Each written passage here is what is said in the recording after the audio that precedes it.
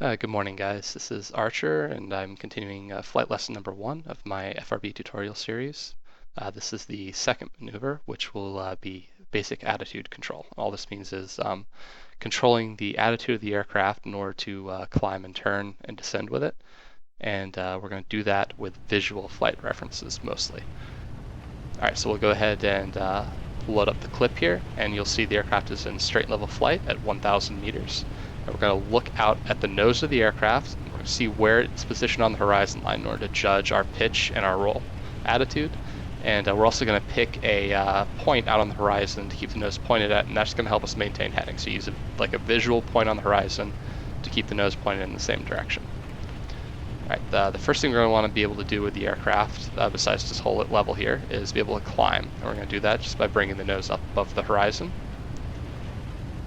And as you bring the nose up, the aircraft will start to climb, and you're expending energy to do that, so you're going to lose airspeed. You're also, because of the increased angle of attack, adding drag to the aircraft, so that also causes even further loss of airspeed. And you'll notice if you pitch up even further and climb at a faster rate, you begin losing airspeed much quicker. Now we'll just bring the nose back down to level attitude, and the aircraft will eventually return to the airspeed that we were at previously. It'll take a little while to get back up there though. All the time we're looking at that horizon line to keep the aircraft in the attitude that we want. All right, let's bring the nose down into a descent. You'll notice that now we're trading off altitude for more energy, and the aircraft begins to accelerate. We also have a little bit of reduced drag on the aircraft because of the lower angle of attack. And then we'll bring the aircraft back to level here in a second, once we get down to 1,000 meters again.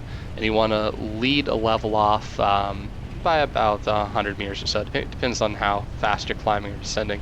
You don't want to just jerk the nose up. So as you descend down to your altitude, you want to begin leveling off before you actually reach it.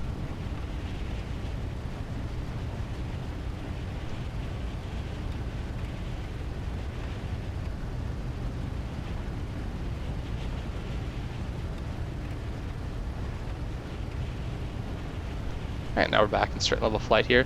So in order to counteract the airspeed gain and loss during descents and climbs, we're going to actually make a throttle setting change as we climb or descend in most cases. So when we bring the nose up into a climb, we'll go ahead and add full throttle in order to climb and maintain a fairly consistent airspeed. Now note that when you add power, whenever you add power, you're increasing the left turning tendencies due to torque, P factor, precession, and slipstream, so you're going to need to add more rudder to compensate for that. The best way to determine how much rudder you need to add is to simply keep the wings level, and then if the nose slides left or right on the horizon, use rudder to correct and keep it pointed in the same direction.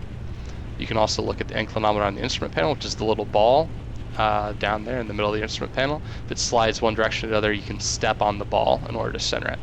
Now when you descend and reduce power, those left turning tendencies are going to decrease, so you're going to need to reduce the amount of rudder input that you have, and they're compensating for them. And we'll just lead our level off again back to 1,000 meters, bringing us back to the horizon. All right, next thing we're going to look at is turns, and turns are simply banking the aircraft and redirecting some portion of the lift in order to get the aircraft turning to a new heading. We're going to just roll into a turn using aileron input, and we're going to keep the nose on the horizon line as we roll into the turn. So we're banking the aircraft, and we're keeping the nose tracking right along the horizon line to stay level as we turn. You'll notice that you'll need just a little bit of back elevator pressure to keep the nose up on the horizon. This is because some of the lift that we're producing is being used to turn instead of simply counteracting gravity. So we need to produce more total lift in order to keep the aircraft at the same altitude, which means that you need to increase angle of attack slightly. Alright, we'll go ahead and turn the other direction. And these are moderate bank turns, or about 20 to 30 degrees of bank angle. What that means is that the stability of the aircraft doesn't want to return the wings to level anymore. You've overcome the amount of stability, but the overbanking tendencies are not great enough to want to try to make the aircraft continue to roll. So you shouldn't really need much aileron input either way in order to keep the aircraft in the bank angle that you want in a moderate turn. However, next we'll do a steep turn, and in a steep turn, the overbanking tendencies of the aircraft are going to want to continue to roll the aircraft into the turn. So you need a little bit of opposite aileron pressure to keep the bank angle where you want, and we'll roll into about 60 degrees of bank or so here. Now note you're going to need a lot more back elevator pressure in order to keep the nose up on the horizon, but you just still want to keep it tracking right through the horizon line. And because of all the extra angle of attack and extra lift we have to produce, because of how much of it we're using it to actually turn here, you're going to need to add throttle as well in a steep turn in order to maintain a consistent airspeed. So as you roll in, you just go ahead and add a little bit of throttle in order to counteract that extra drag. You can see the nose is tracking right through the horizon still, and we're staying about level. You're going to have to make small adjustments here or there, and especially in this game, it's kind of hard to maintain an exact altitude. If you want to make a correction one way or the other, just bring the nose up above the horizon or down below it to climb or descend in the turn. Keep all your corrections nice and small, otherwise you might overshoot.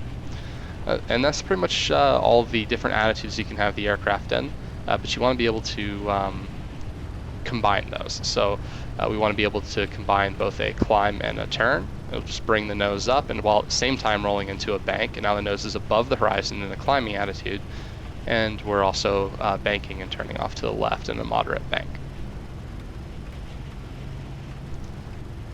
Now I want you to go ahead when you go to practice this and take some time transitioning between all the different attitudes. Just kind of pick one at random, transition the aircraft into the new flat attitude, hold it there nice and stable where you want it, bring it back to level, and then pick a new attitude, and just keep going back and forth between them until you feel comfortable consistently putting the nose back into the position that you want it in order to get the aircraft doing what it needs to be doing.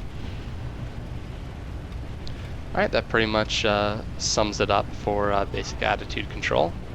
Just spend a little bit of time getting comfortable, and we'll see you in the next section.